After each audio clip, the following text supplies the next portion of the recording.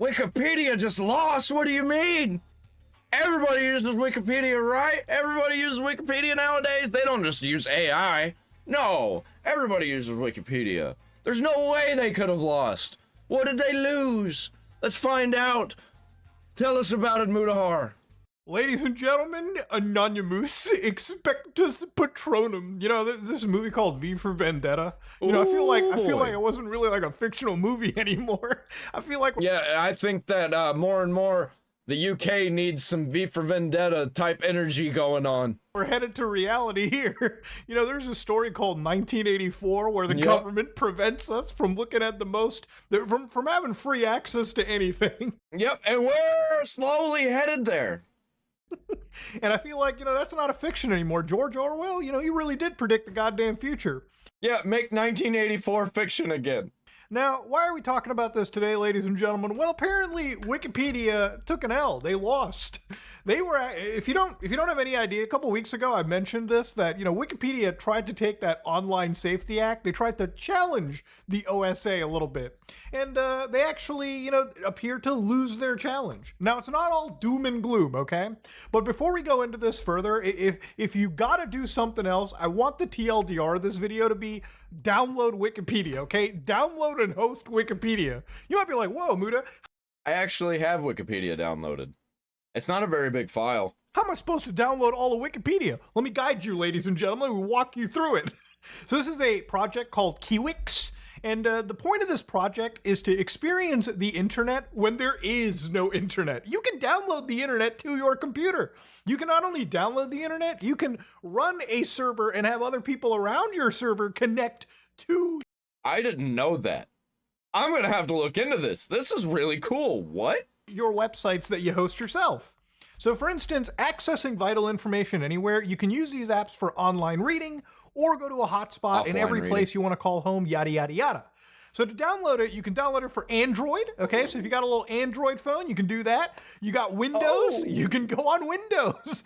Oh, there it is right down there, Linux. In fact, you can just slap this onto an actual SSD or a flash drive. Do you got a Kiwix for Apple, iOS, or macOS? Go ahead, ladies and gentlemen. Linux, that's where we're going. So anyways, I downloaded this app on Linux, ladies and gentlemen. And it's on FlatHub. I'm definitely going to be installing this. And, you know, here it is. I've got Kiwix right here.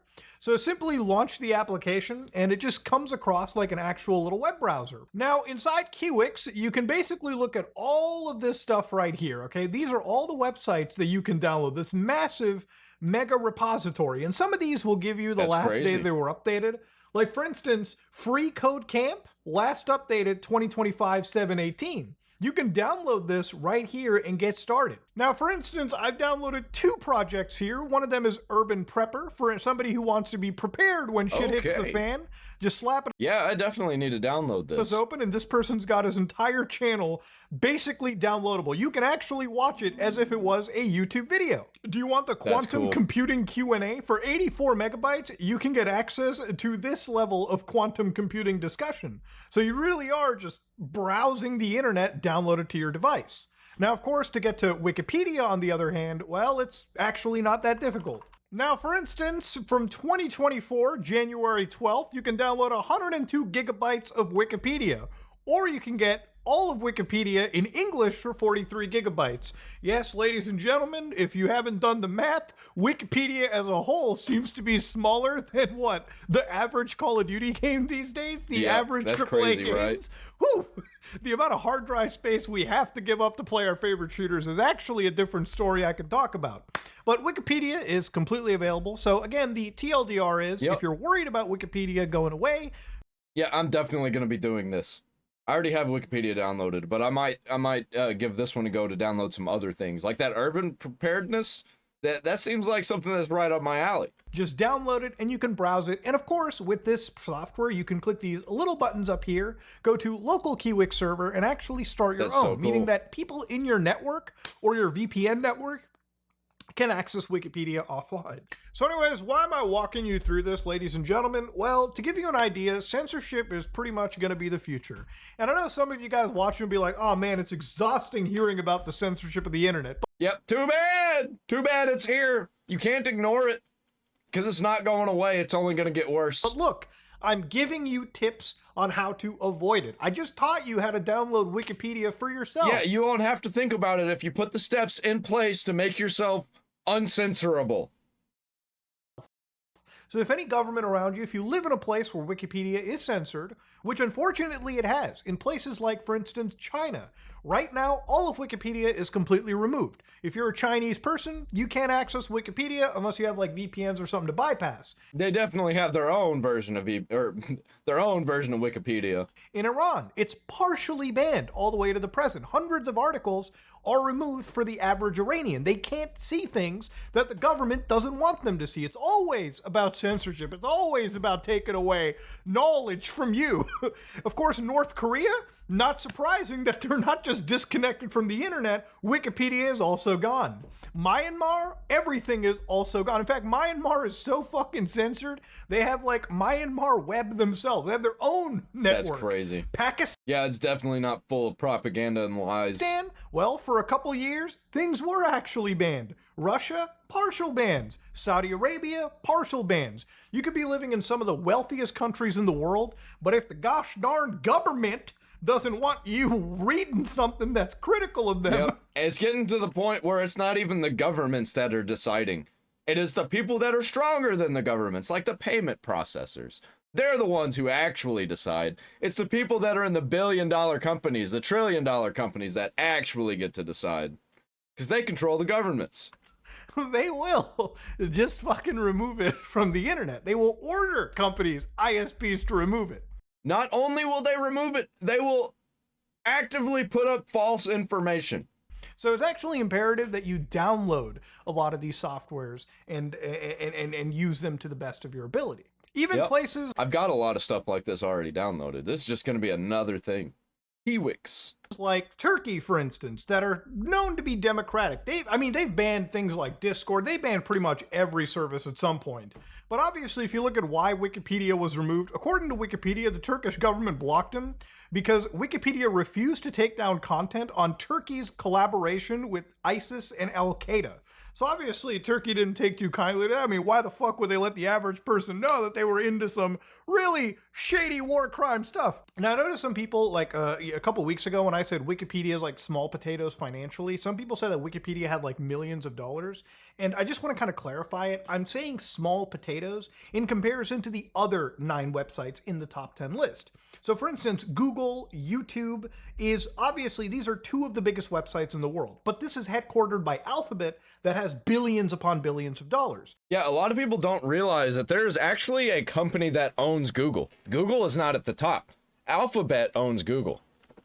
Facebook, Instagram, WhatsApp. Again, underneath Meta, they have tons of money. ChatGPT, X, Reddit, you get the idea. Wikipedia is actually small potatoes financially compared to these other guys, meaning that if these people are having tough times with these new laws, Wikipedia is going through 10 times more difficulty than whatever these other guys are going through.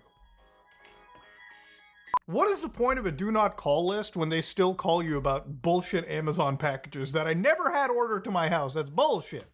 But anyways, yeah, Wikipedia, one of the top... Dude, I don't even order from Amazon and I get those calls. ...websites, and unfortunately, they did lose their ruling. So I want to kind of read through this just really quickly to give you an idea of what's happened. So according to Wikipedia, a few weeks ago, well, actually, this was really just a few days ago, if anything, Wikipedia went out and basically said why they were challenging. And one of those challenges ended up coming out to the fact that underneath this new law, they would have to basically dox their actual contributors, which according to Wikipedia, there are 260,000 volunteers that spend their time contributing to all of the information that Wikipedia has that I think people really do take for granted. Now, whatever your stance on Wikipedia is, I'm not saying it's a definitive resource. I'm also not even saying that it's a neutral resource.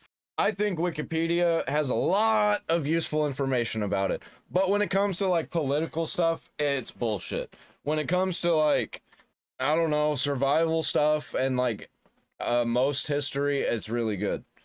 When it comes to like geography, stuff like that, it's really good. Also like plants, animals, it's pretty good at it. But if you want anything that has anything to do with politics or there's a political side involved in it, no, it's bullshit.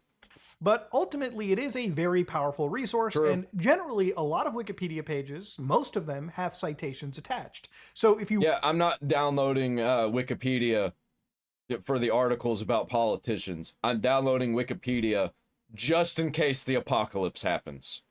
Want to verify a source, which you're always supposed to, and that's what I was always taught to as a kid whenever I used Wikipedia. Yep. We weren't allowed to use Wikipedia when I was a kid. The sources, verify the information for yourself, or verify your information and amalgamate it from a ton of sources. Wikipedia is a net good, in my opinion. Yeah, the only way we were allowed to use Wikipedia when I was in school was to find sources to use. You weren't allowed to use Wikipedia, but if you found the sources in Wikipedia, you click on those and use those. That was what Wikipedia was used for when I was a kid. So again, for Wikipedia to fall underneath an online safety act that originally kind of felt like it was targeting porn websites originally, it's fucking... That's always how it starts. They always start with porn. Every single time. When it comes to censorship, they start with porn. And then they never let it go. They always keep going. Every time. It doesn't stop. Baffling. You know what I mean? But ultimately, according to Wikipedia, the reason why this ends up happening is, of course, these volunteers, they're the ones that, you know, make sure that the platform has all this information. And the reason why they don't grab their information is because ultimately that would undermine their privacy. And so if they're people that are operating from authoritarian countries, you know, they don't want to have their information out there. God forbid you write something challenging a government and all of a sudden they impose, you know, like punishments on you because Wikipedia now has to know, or someone has to store who's who in this database. So Wikipedia was actually fighting on something known as Category 1.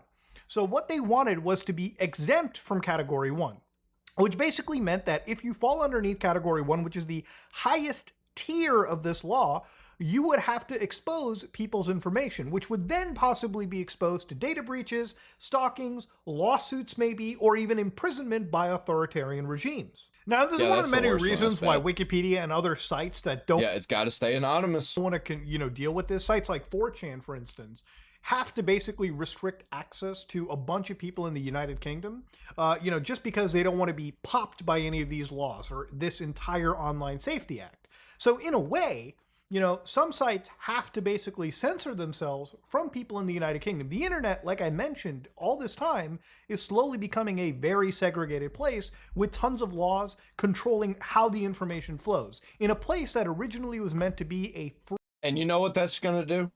That's just going to create a second internet. Because we're not going to take this bullshit. We'll just create another internet. There's already people been doing this. Been working on a second uncensorable internet. There's one right now, I think Mutahar even talked about it, where it's like you vote on the updates. Which I don't think is good, but, you know, I don't think censorship on the current internet is good either, so really, I'll take what I can get. Free place for everyone in the world to communicate, internationally. Now, according to the courts, this was an actual loss for Wikipedia, but it wasn't a complete loss. So I want to kind of read some of this really quickly. What's more important is that outcome section. So according to the actual reviews, I stress that this does not give Ofcom, the company that is overseeing this like level of online censorship, and the Secretary of State a green light to implement a regime that would significantly impede Wikipedia's operations. If they were to do so, that would have to be justified as proportionate if it were not to amount to a breach of the right to freedom of expression under the article. It is, however, premature to rule on that now. Neither party has sought a ruling as to whether Wikipedia is Category 1. Both parties say that that decision must, for the moment, be left to Ofcom. If Ofcom decides that Wikipedia is not a Category 1 service, then no further issue will arise. If Ofcom permissibly determines that Wikipedia is a Category 1 service, and if the practical effect of that is Wikipedia cannot continue to operate, the Secretary of State may be obliged to consider whether to amend the regulations or to exempt categories of service from the Act. In doing so, he would have to act compatibly with the convention. Any failure to do so would be subject to further challenge. Now, I'm not a lawyer, but I can read this and at least somewhat reasonably gather that there is a bit of a win somewhere, right? Like there's at least a bit of a challenge other companies can make when they take this law forward. The fact that this law exists though in general is just sad. Now again, with a lot of these... It's fucked up, man. It really is. Really tells you who these people are in these governments. Like, really what they're all about. Laws, like I said, it always comes down... This is this kind of shit that makes me an anarchist, man. ...down to think of the children, right? And I think this is think just of a the complete children. bullshit stance. Do you people, you seriously care this much about porn? Really? You care this much? Yes, because it never ends there. That's where it starts, because it's a fucking Trojan horse. In fact, we can read the Wikipedia article of "think of the children" is a cliche that evolved into rhetorical tactic. Think of the children! In the literal sense, it refers to children's rights. In the discussion of child labor, in debate, it is a plea for pity to be used as an appeal to emotion. Yep. And that is ultimately what it is. It's an appeal to emotion. I can't believe that's just right up there on Wikipedia. A lot of these laws that are getting passed... I don't think the leftists knew that that was up there, or they would have tried to get that taken down, because that's exactly what they do all the time. ...are not getting passed in good faith. You know, honestly speaking, with a lot of these ID verification things, and I've constantly said it, I think it's a way, first and foremost, to surveil the internet, to basically instill an emotion of fear into people so that they think twice about what they post. And sometimes it doesn't have to be, you know... You're against the Child Online Safety Act? Are you for children watching porn, really? It's fucking disgusting, man. It's all fake. It's all lies. It's a Trojan horse. And people are falling for it. Things that, you know, are hate speech or anything of that nature. But it can even literally just be things where if somebody is too overly critical of the government, not that the government can't spy on you without these laws anyways, but these laws basically create a almost public registry of where you go to on the internet. Like I said before talking about this, when you invoke this kind of control onto people, when you enforce the requirement of an identification to every single social media website, people lose their ability to conceal themselves in the best way. They, you know, it doesn't matter how much you, you know, fight browser fingerprinting. It doesn't... Yeah, I ain't doing it. I'll just use a fake ID. I use somebody else's ID that doesn't use the internet. You ain't tracking me. Get the fuck out of here with that. Matter how much you go into a public, you know, hotspot and use the internet amongst hundreds, if not thousands of people. It doesn't matter what you do to conceal your hardware. If every site requires you to present a real identification or some AI map of your face, that alone rips every single bit of virtually any privacy you could have had. And the thing is, people are kind of trying with... I'll get off the internet. I will. And I will just, the only way I'll be on the internet is right here like I am, like this, right now. I will post to the internet and I won't be on it. I'll be on it for my show and that's it. I'm not doing the fucking facial tracking just so I can scroll Facebook. No, not fucking happening. Get out of here. I'll do something else. I'll go somewhere else. I'll do something better with my time. You know, fake IDs somebody is making on like AI generated stuff and maybe having that pass through. Maybe it works, maybe it doesn't. It's really just a matter of these things, you know, a lot of this technology catching up to the ways we're slowly trying to figure out how to fight back. And again, look, if the government cared about the children at all, we'd have things like the Epstein files available for us to pilfer through and see just who is actually really harming our children at mass scale. Yeah, they would have outright banned porn. Even when it comes to the United Kingdom... They would not banned porn, but banned it from the internet. There have been talks about them possibly concealing grooming gangs, or at least in some parts of the UK, you know, failing to actually provide real justice to children. We're from the government, and we're here to help. And of course, these are all documents you can dig up from 2014 and onwards. This happened a while ago from my research. But again, it's not just because something as heinous as this was covered up a while ago that there's no statute of limitations on the abuse of a child. Obviously, if you look at some of the quotes from here, right, I am clear that cultural concerns, both the fear of being seen as racist and the disdainful attitude to some of our most vulnerable children, must never stand in the way of child protection. We know that child exploitation happens in all communities. There is no excuse for it in any of them, and there is never an excuse for failing to bring the perpetrators to justice. Now, I'm somebody from North America kind of looking into this briefly, so I'm not a full expert, but from my understanding, there was a group of Asian individuals, and Asian in the context of here was, if you have Asians in North America, it's mostly referring to East Asian people, so Japanese, Korean, Chinese. By the way, I'm just going to point something out here. Who has to be identified online? Who? So I guarantee you, they will give special circumstances to certain people that they like, who they think should be anonymous completely online and not be tracked. And that leads to very slippery territory, if you know what I mean, when it comes to the most powerful people in the world.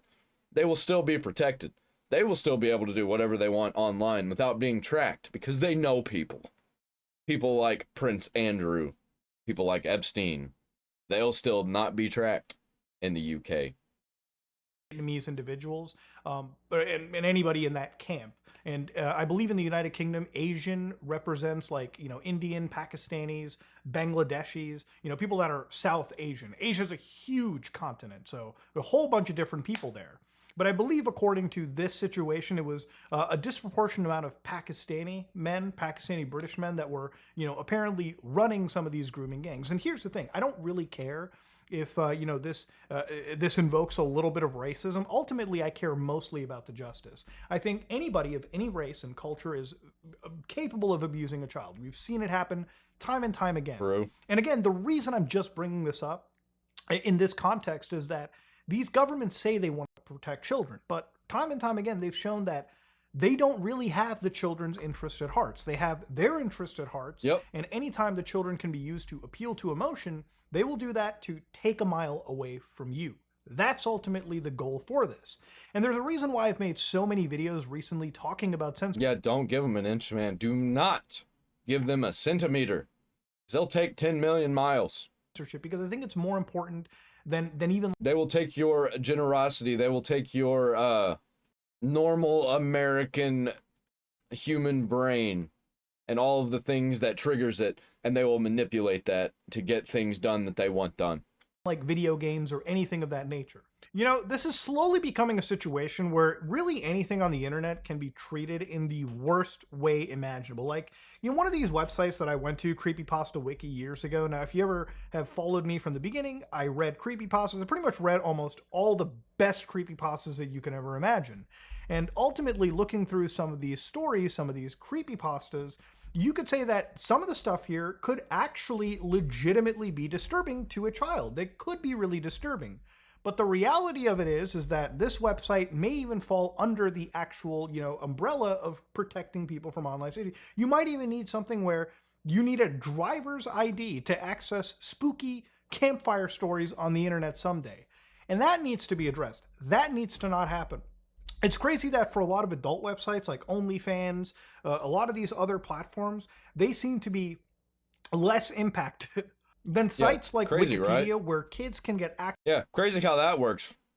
Yeah.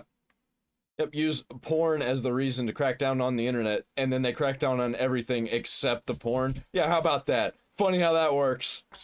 Or anybody of any age can get access to information that they may or may not need. Now, there are ways to kind of bypass this. There are projects like IPFS, which doesn't completely bypass censorship. You still have to go through ISPs. I've talked about it a little bit, but it is the first gateway to things like decentralized webs. So aside from things like Tor, using the IPFS relay, which was used to help bypass government censorship, for Wikipedia, people can actually access information regarding, again, pretty serious topics. That's so cool. So if you wanted to learn... Dude, this is going to get so much worse. The censorship crackdown is going to get so much worse. And it's literally going to create a secondary internet. It actually is going to. Like, we are actively building, piece by piece, person by person, individually, a second internet. Because they're completely fucking up the first one. Spaceflight, but your government banned you, going to this URL and reading all about this stuff may be one of the only options you have. And government censorship hasn't been around just now. Obviously, it's been happening in other parts of the world. But the fact that now it's happening in one of the freest countries in the world too, or at least a place that I thought was free. We're going to have a secondary internet, and we're going to have a whole bunch of intranets that are loosely connected to the secondary internet, and probably the primary internet. They're going to be loosely connected. People are going to be running their.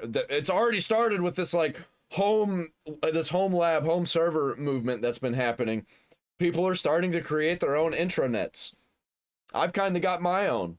I'm almost there. I'm almost big enough to where you could go on it and like basically find any information that you would need to find or want to find. The only thing it doesn't have on it is social media stuff. I've got thousands upon thousands of books, games, movies, music, information, references. It's just insane. But yeah, ladies and gentlemen, if you like what you saw, please like, comment, and subscribe. Just like if you dislike it, I am out. Yeah. Mutahar, the fake engineer. You better go subscribe to him. Link down there in the description. But before you do that, you gotta like, comment, subscribe, ring the bell for all notifications on my channel. Because you love me and I'm awesome. And you're awesome for loving me because I'm awesome. See you in the next one.